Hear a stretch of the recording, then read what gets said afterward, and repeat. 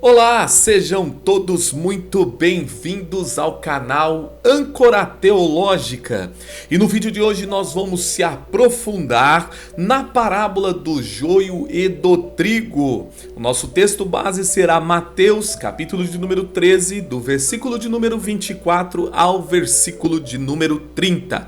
Mas antes de entrar nesse grandioso estudo, eu gostaria de convidar você, meu irmão, minha irmã, que gosta desse vídeo, que gosta desse tipo de vídeo, a se inscrever nesse canal, ativar o sininho para que o YouTube possa te notificar quando lançarmos um vídeo novo. Também deixar aquele like maravilhoso, aquele comentário para que a gente possa se interagir e se conhecer melhor nessa grande comunidade daqueles que são apaixonados e amantes da palavra de Deus. A parábola do joio e do trigo, verdades maravilhosas, aonde Jesus vai utilizar uma metáfora agrícola para ensinar sobre a natureza do reino de Deus. É isso mesmo que nós vamos se aprofundar hoje. O reino dos céus é semelhante a um homem que semeou boa semente no seu campo. Mateus 13, 24. O nosso papel é permanecer firmes, crescer em santidade e confiar na justiça perfeita do Senhor. Esse é o nosso papel como cristãos, como trigo. O nosso papel é permanecer firme e sempre crescer em santidade e confiar na justiça perfeita do Senhor. Entenda que também, além de permanecer firme e crescer em santidade, nós precisamos sempre estarmos preocupados em gerar frutos para que o reino de Deus possa crescer e ser frutificado na presença de Deus. A nossa leitura bíblica, como foi mencionado, é Mateus 13, do 24 ao 30. Eu quero que você preste bastante atenção, que nós vamos usar algumas palavras aqui para depois aprofundarmos nesse texto, tá? Jesus lhe contou outra parábola dizendo: o reino dos céus é como um homem que semeou boa semente em seu campo. Mas quando todos dormiram, veio o inimigo e semeou o joio no meio do trigo. E se foi. Quando o trigo brotou e formou espigas, preste bem atenção nesse versículo 26. Quando o trigo brotou e formou espigas, o joio também apareceu. Preste atenção, versículo 26. Versículo 27. Os servos do dono do campo dirigiram-se a ele e disseram: o Senhor não semeou boa semente em seu campo? Então, de onde veio o joio? Um inimigo fez isso. Versículo 28. Um inimigo fez isso, respondeu ele. Os servos lhe perguntaram: o Senhor quer que vamos tirá-lo ou arrancá-lo? Ele respondeu: não, porque ao tirar o joio, vocês poderão arrancar com ele o trigo. Deixem que cresçam juntos até a colheita. Então direi aos encarregados da colheita: juntem primeiro o joio e o amarrem em feixes para ser queimado. Depois juntem o trigo e guardem no meu celeiro. Tá aí o texto bíblico, a leitura bíblica, Mateus 13, 24 ao 30. Contexto e relevância. Antes de a gente entrar no contexto aqui, eu quero expor algo interessante, que Jesus ele sempre falava por parábolas. Na realidade, o capítulo 13 de Mateus é um capítulo recheado de parábolas. E aí Jesus usa essa dinâmica pedagógica de falar por parábolas, usando sempre ali algo do cotidiano daquelas pessoas. Um exemplo, Jesus vai usar no Mateus 13, do 24 ao 30, ele vai usar exatamente, uma metáfora agrícola. Por quê? Porque ali naquela região onde Jesus estava, o público que Jesus estava falando, era predominantemente pessoas que conheciam da agricultura. Então, para que as pessoas entendessem o motivo da parábola, o contexto da parábola, a essência da parábola, Jesus usava em si as suas coisas ali do cotidiano, seus afazeres do cotidiano, tá? Então ele vai destacar dentro dessa história, desse contexto, né? Ele vai destacar a convivência do bem e do mal na história, revelando a paciência divina e o julgamento final. Nós temos que entender que Mateus 13 é um capítulo repleto de parábolas que ilustram o reino dos céus. No caso do joio e do trigo, Jesus aborda o ministério da coexistência entre os filhos do reino e os filhos do maligno. A igreja, como corpo de Cristo, vive no mundo, cercada por influências externas e internas que desafiam sua santidade e missão. Preste atenção, Mateus 13, 24 ao 30, nós vamos entender que Jesus está dizendo assim, que os filhos do reino e os filhos do maligno vão se coexistir, quer dizer, eles vão ter a sua existência mútua, vão ter a sua integração. Porém, aqui, como nós somos igreja e nós somos trigo, nós temos que entender que nós vivemos no mundo cercado de influência, mas não podemos ser influenciados.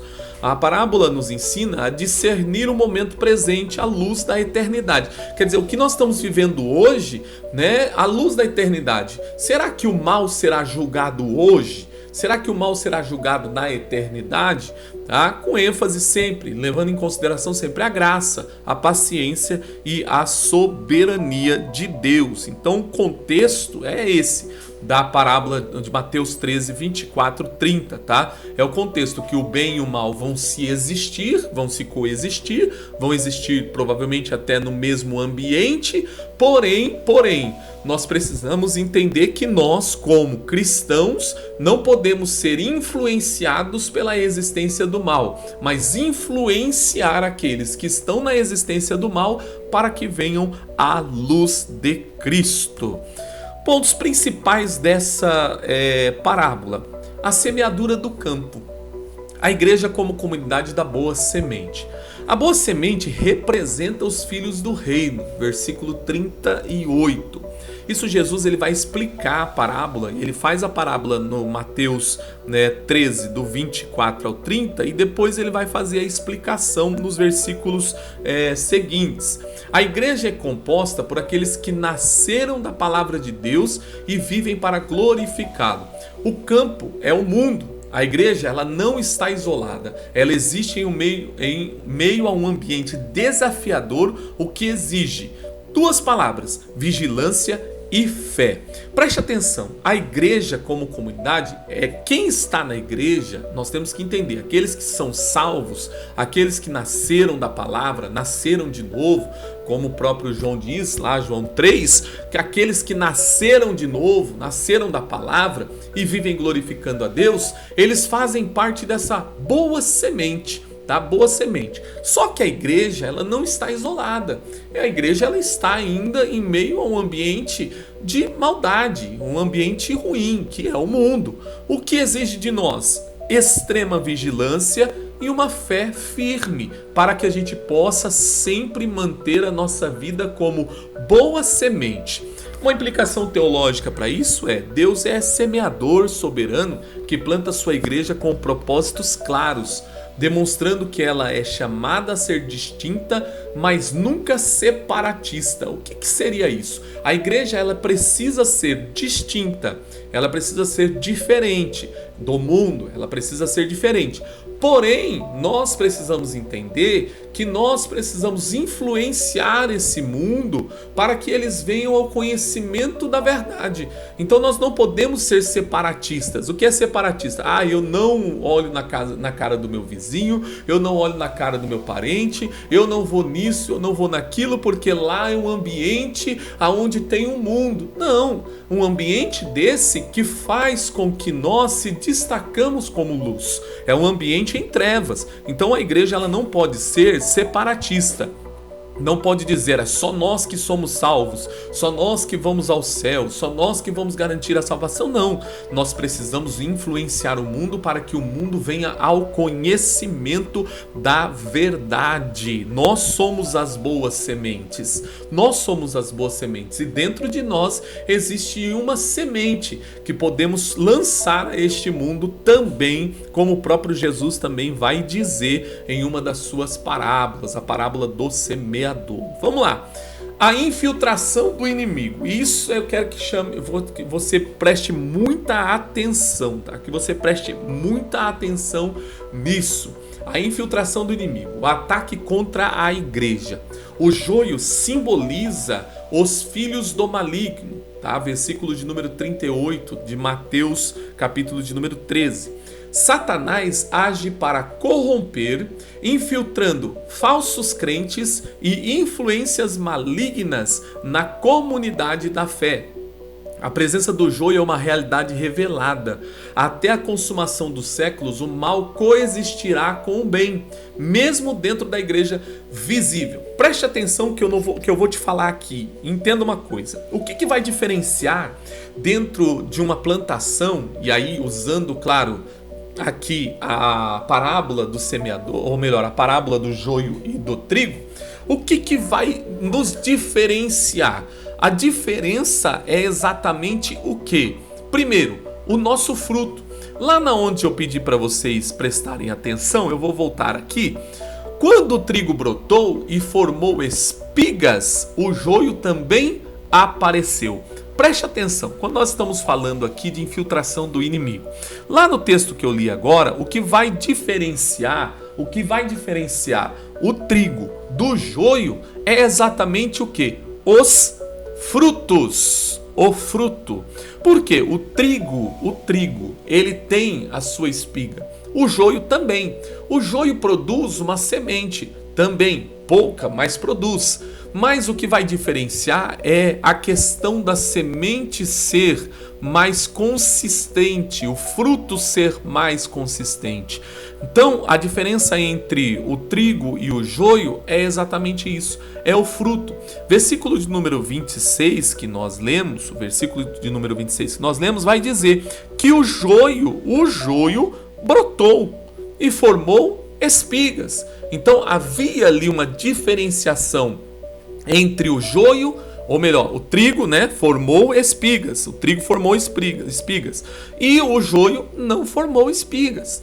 Então isso diferenciou o dono, aqueles que trabalham na igreja, no campo ali, trabalham no campo, conseguiu diferenciar. E isso faz alusão àqueles que estão dentro da igreja, que saberão diferenciar quem é trigo e quem é joio. E outra coisa que eu pedi para vocês prestarem atenção, que é, ali é o texto, no versículo que nós lemos, o texto vai dizer assim, ó, que ele respondeu, um inimigo fez isso. Aqui o texto não está dizendo que foi o inimigo, mas foi um inimigo. Isso pode fazer-nos subentender que até mesmo dentro da nossa comunidade cristã, até mesmo dentro da nossa comunidade evangélica, da nossa comunidade de sementes, pode haver alguém que esteja semeando o joio.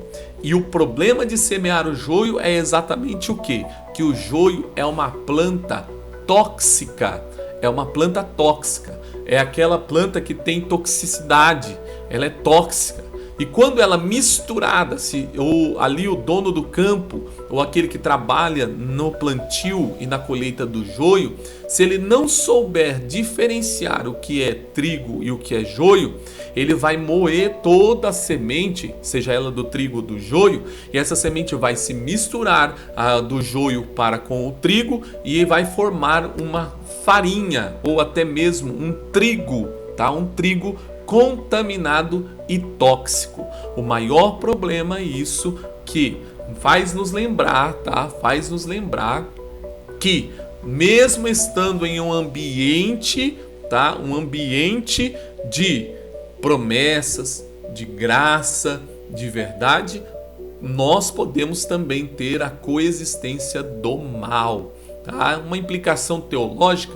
Isso nos lembra que a batalha espiritual é real e a igreja deve manter-se fiel à verdade, discernindo o falso ensino e os lobos na pele de cordeiro. Olha o que diz Atos 20:29. Porque eu sei isso, que depois da minha partida entrarão entre vós lobos cruéis, que não pouparão o rebanho. Então o inimigo, ele pode sim se infiltrar, ele pode sim colocar pessoas, tá? Plantar pessoas, muitas das vezes dentro das igrejas que não são trigo, são joio. Por isso nós precisamos sempre ter o discernimento para conseguir compreender. Se vivemos diante da verdade, nós conseguiremos saber quem é realmente de verdade, cristão de verdade. Vamos lá, vamos seguir aqui. A paciência divina, mesmo tendo toda essa questão de o bem coexistir ao mal, ou o mal coexistir com o bem, Deus tem a sua longanimidade. O que é longanimidade? É a tolerância necessária. Versículo de número 30, ele vai dizer assim, desde que cresçam juntos até a colheita. A paciência de Deus demonstra sua graça e justiça. Então uma pergunta que as pessoas às vezes fazem é: por que Deus não age agora? Por que Deus não acaba com o mal agora? Por que Deus não aniquila o mal agora? Por quê? Porque Deus, ele tem a sua longanimidade, ele tem a paciência, e através da paciência ele demonstra a graça e a justiça.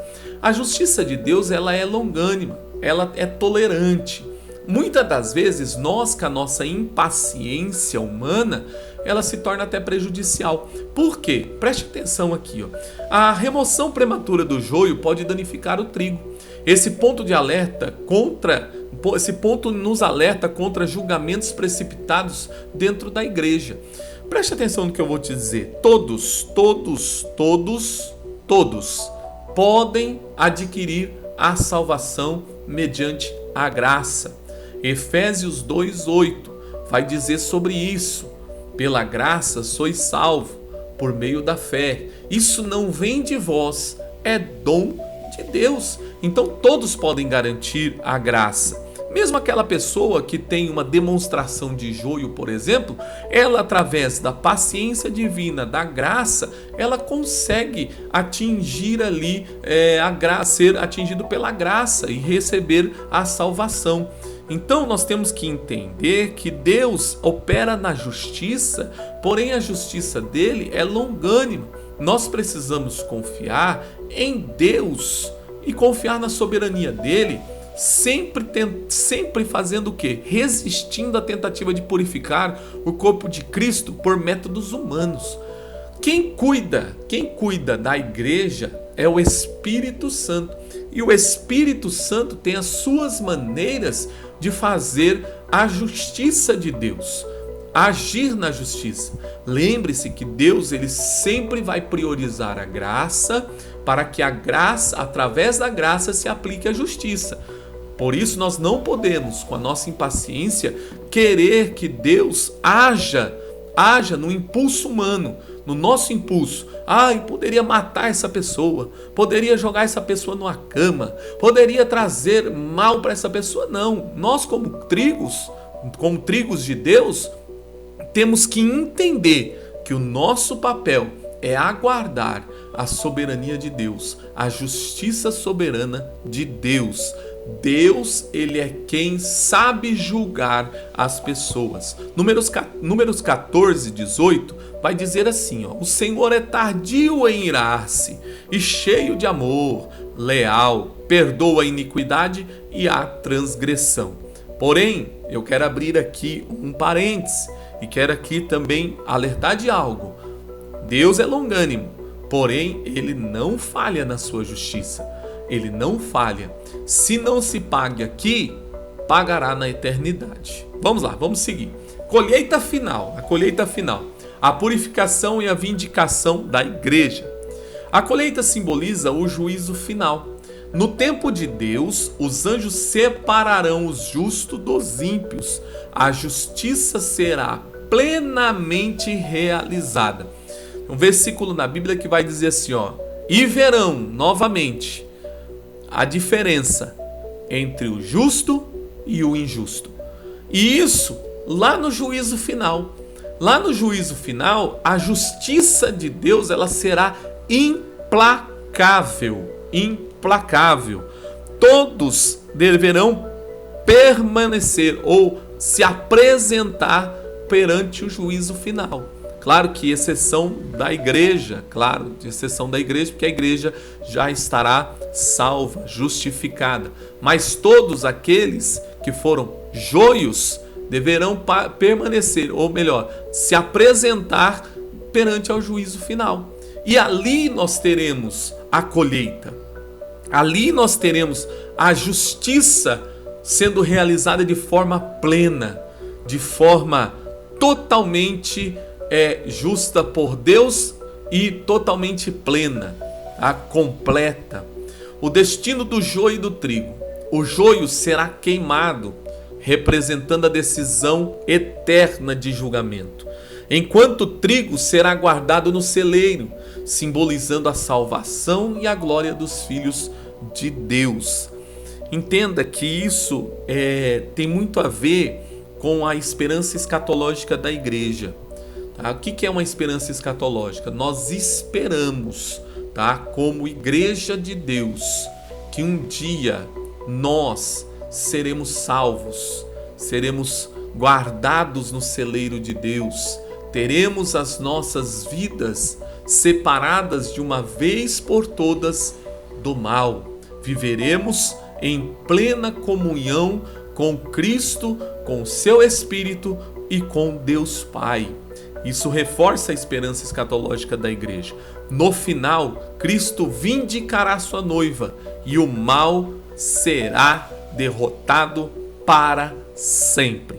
Mateus 25:32 vai dizer assim, todas as nações serão reunidas diante dele, e ele separará uma das outras, como o pastor separa as ovelhas dos bodes. Então é a colheita final. Isso vai acontecer. Isso vai acontecer.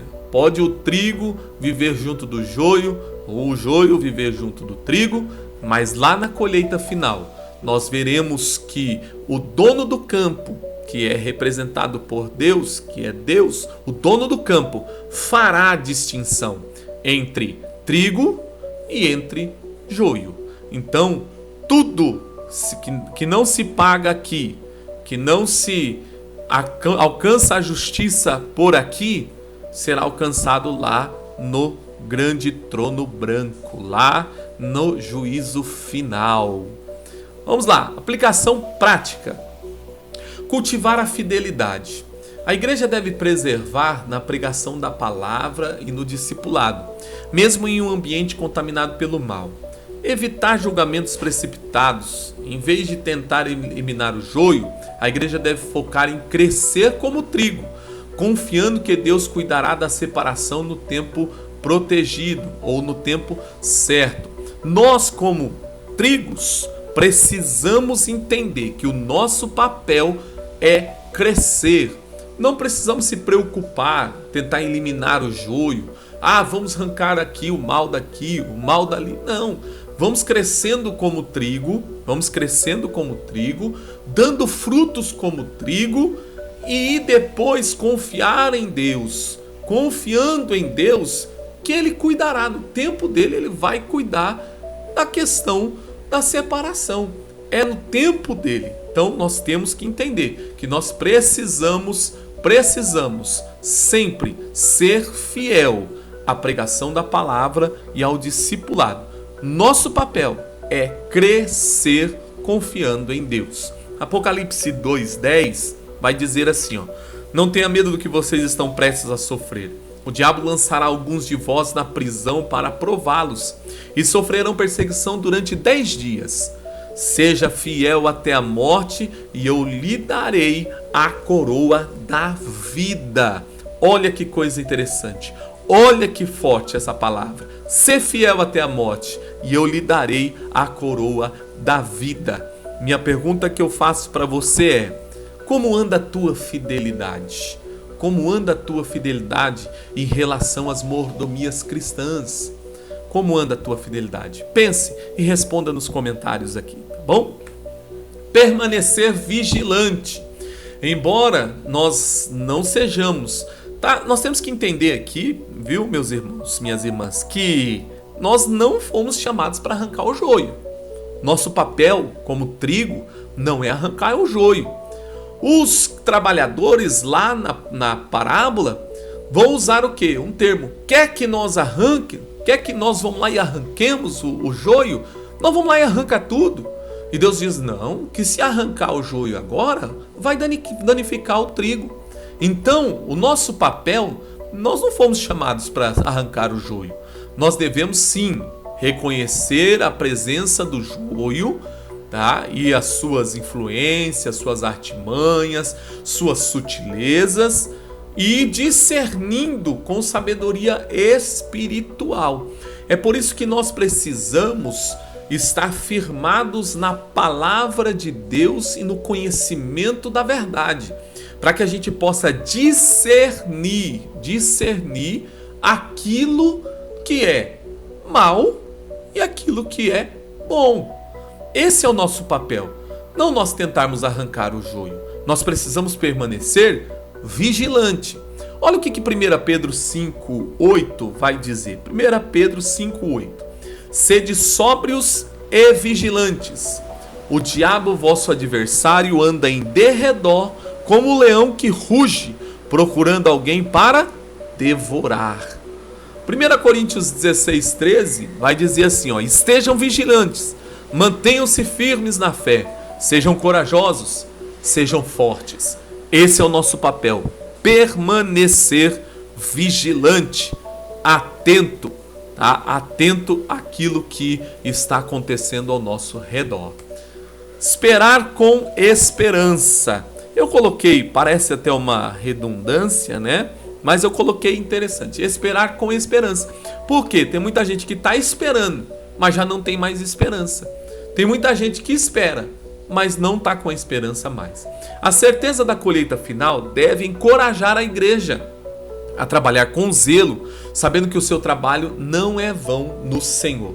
Independente se nós temos joio ao nosso lado, nós como trigo temos que ter o papel de gerar frutos. Temos que ter o trabalho ou o papel, nosso papel é gerar frutos.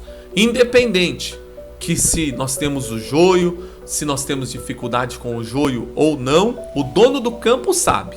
O que nós temos que entender é que nosso papel é gerar fruto, sabendo que nosso trabalho não é vão no Senhor.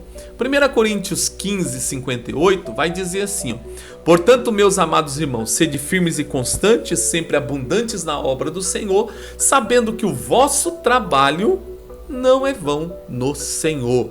Romanos 12:12 vai dizer assim, ó: sede alegres na esperança, pacientes na tribulação e perseverantes na oração.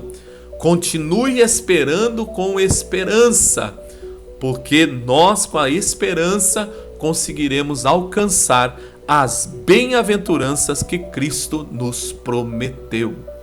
Conclusão: a parábola do joio e do trigo é um lembrete poderoso do papel da igreja no mundo e da soberania de Deus sobre a história. Vivemos entre alegria, mas somos chamados a crescer como o trigo, com paciência e fidelidade. No tempo certo, Deus aplicará justiça e redimirá completamente seu povo. Que essa mensagem inspire a igreja a viver com propósito, confiar na graça divina e perseverar na esperança da colheita vindoura, ou da colheita que estará vindo por aí. Preste atenção, meus irmãos. Nós, como trigo, temos que entender que mesmo em meio a toda essa dificuldade, mesmo vivendo em um mundo conturbado, existe um Deus que está no controle de tudo e que aplica a sua justiça no seu tempo determinado. Nós precisamos crescer, nós somos chamados a crescer como trigo, com paciência, com fidelidade a Deus. Que Deus em Cristo Jesus possa nos garantir cada dia o adubo certo para crescermos na graça, no conhecimento e na fidelidade para com o nosso Senhor. Mateus 24:13 vai dizer: mas aquele que perseverar até o fim será salvo. Minha mensagem para você, meu querido irmão, minha querida irmã, é que persevere. Não olhe para o lado, não olhe para o outro, mas persevere, porque eu tenho certeza que Deus, em Cristo Jesus, no seu tempo, fará justiça pelas nossas obras. Muito obrigado você que acompanhou até aqui esse grande estudo. Quero convidar você a se inscrever no canal, deixar aquele like, compartilhar esse vídeo com o maior número de pessoas para que todos possam ser alcançados pela palavra de Deus e pela graça do nosso Senhor Jesus Cristo. A paz, que Deus vos abençoe em nome de Jesus. Até o próximo vídeo.